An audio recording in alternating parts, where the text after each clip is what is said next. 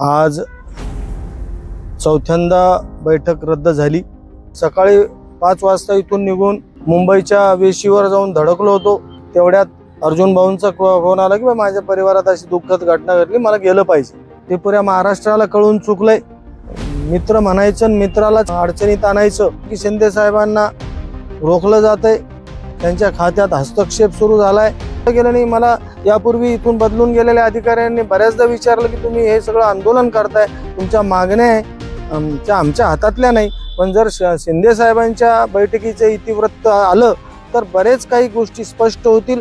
काही हस्तक्षेप असेल, इतिवृत्त खाली येऊ दिलं जाणार नसेल, तुम्ही दिलेल्या आदेशाची अंमलबजावणी होणार नसेल तर ते जनतेलाही कळू द्या ना। आजादी तो आधी रात को मिली थी, अब तक सवेरा क्यों नहीं हुआ।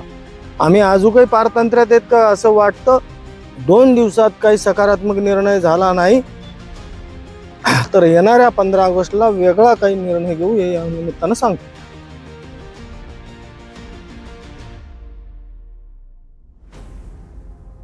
नांदेड जालना समृद्धी बाधित शेतकऱ्यांच्या आंदोलनाला आज 103 दिवस पूर्ण झाले। शासन प्रशासन का म्हणून आमची मजा घेते हे कळायला मार्ग नाही। आज चौथ्यांदा बैठक रद्द झाली। अगोदर ठरवून वेळ दिला जातो सगळ्या मंत्र्यांना, सचिवांना, जे पाठपुरावा करतात त्या आमदार खोतकरांना त्याचं निमंत्रण दिलं जातं आणि ऐन वेळी ठीक आहे, एखाद वेळेस समजू शकतो काही कारणानं आता चौथी वेळ आहे। सकाळी 10 वाजेपर्यंत तेही या गोष्टीपासून अनभिज्ञ होते। त्यातच त्यांच्या परिवारात दुःखद घटना घडल्यामुळे ते परत निघाले। आम्ही सकाळी 5 वाजता इथून निघून मुंबईच्या वेशीवर जाऊन धडकलो होतो। तेवढ्यात अर्जुन भाऊंचा फोन आला की माझ्या परिवारात अशी दुःखद घटना घडली, मला गेलं पाहिजे। परंतु आपण सर्वजण या, आपण मीटिंगमध्ये सहभागी व्हा। ते जे सांगत होते त्याच्यावरून मला असं वाटतं की वरिष्ठ स्तरावरून त्यांना कल्पना दिली गेली नसावी। आणि जर अशा पद्धतीनंच होणार असेल तर आता म्हणजे नेमकं काम करायचं की नाही। कारण काय होतं, एखादी गोष्ट आपण चर्चा केल्यानंतर चर्चेतून बरं वाईट, चांगलं चूक बरोबर हे सगळं केव्हा ठरतं, चर्चेतून झाल्यानंतर। आणि ते वरिष्ठ आहेत, सत्ताधारी आहेत, शासनकर्ते आहेत, राज्यकर्ते आहेत, ते एखादी गोष्ट त्यांना पटली नाही, आपल्या मागण्या अवास्तव असल्या तर ते नाही म्हणू शकतात। परंतु तुम्हाला चर्चेला बोलवायचं आणि परत तिथून गेल्यानंतर कळायचं की आज मीटिंग रद्द झाली।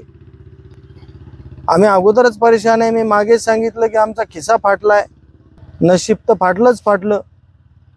आणि असं जर होणार असेल, आमचा वेळ चाललाय, असेही झोप येईना। आता तर कुठं बाहेरगावी सकाळी 4 वाजता निघायचं म्हटलं की मग रात्रभर झोपायचं नाही, पदरमोड करून तिथपर्यंत पोहोचायचं आणि मग तिथे गेल्यानंतर सांगायचं। तर मला आता शिंदे साहेबांना अशी विनंती करायची, काय जे काही राजकारण चाललं असेल मी त्याच्यात भाष्य करणार नाही, त्या खोलात जाणार नाही। ते पुऱ्या महाराष्ट्राला कळून चुकलंय। कसं म्हणजे मित्र म्हणायचं, मित्रालाच कसं अडचणीत आणायचं, तर हे जे चाललंय ते त्यांना पटतही असेल त्यांना। पण जेव्हा केव्हा जनतेचा प्रश्न येतो त्यावेळेस मला वाटतं सर्वसामान्यांच्या, जनतेच्या, शेतकऱ्यांच्या प्रश्नात राजकारण आणलं जाऊ नये अशीही माहिती मिळते। सांगितलं जातं की शिंदे साहेबांना रोखलं जातंय, त्यांच्या खात्यात हस्तक्षेप सुरू झालाय। असेलही कदाचित, पण शिंदे स्वयंभू नेते आहेत। कालच मी म्हटल्याप्रमाणे की एक दिलदाराचा मोठा माणूस, तर असा माणूस पदावर असला काय नसला काय, मुख्यमंत्री असला काय नसला काय, काही फरक पडत नाहीत। तर त्यामुळं यापूर्वीची शिंदे साहेबांनी बोलवलेली व्यापक बैठक सगळं झालं। त्यावेळेस जी माहिती मिळाली, जे सहभागी होते आमचे सहकारी त्या मीटिंगमध्ये, त्यांनी सांगितलं की इतकी सकारात्मक बैठक झाली, पण तिचे इतिवृत्त ज्याला म्हणतो आपण की जे काय काय घडलं ते एका कागदावर येत असतं, लिखित स्वरूपात येत असतं आणि त्या एक खालच्या प्रशासनाला एक सूचना वजा आदेश असतात। मग त्याचं इतिवृत्त आलं गेलं नाही. मला यापूर्वी इथून बदलून गेलेल्या अधिकाऱ्यांनी बऱ्याचदा विचारलं की तुम्ही हे सगळं आंदोलन करताय, तुमच्या मागण्या आहे आमच्या हातातल्या नाही. पण जर शिंदे साहेबांच्या बैठकीचं इतिवृत्त आलं तर बरेच काही गोष्टी स्पष्ट होतील, आम्हालाही मोकळीक मिळून जाईल, काही विशेष अधिकार मिळतील. तर ते त्यावेळेस झालं. तर आता माझं अशी विनंती राहील शिंदे साहेबांना की जे काय होऊ द्या, आमच्या नशीब फुटलंय आणि एकदा नशीब फुटलं की किती फुटलं काय त्याचा ताळमेळ नसतो, फुटलं की फुटतच जात असतं, त्याला थिगळ लावता येत नसतं. तर त्यामुळं समजा तुम्ही निर्णय घेतला, काही हस्तक्षेप असेल, इतिवृत्त खाली येऊ दिलं जाणार नसेल, त्या तुम्ही दिलेल्या आदेशाची अंमलबजावणी होणार नसेल तर ते जनतेलाही कळू द्या ना. तुम्ही तुमचा जे काय मोठ्या मनानं निर्णय घ्यायचा, जो काही न्याय द्यायचा तो द्या. त्याच्यानंतर जर कोणी रोखणार असेल तर ते आम्हालाही कळून चुकल, सर्वसामान्य जनतेला कळून चुकल.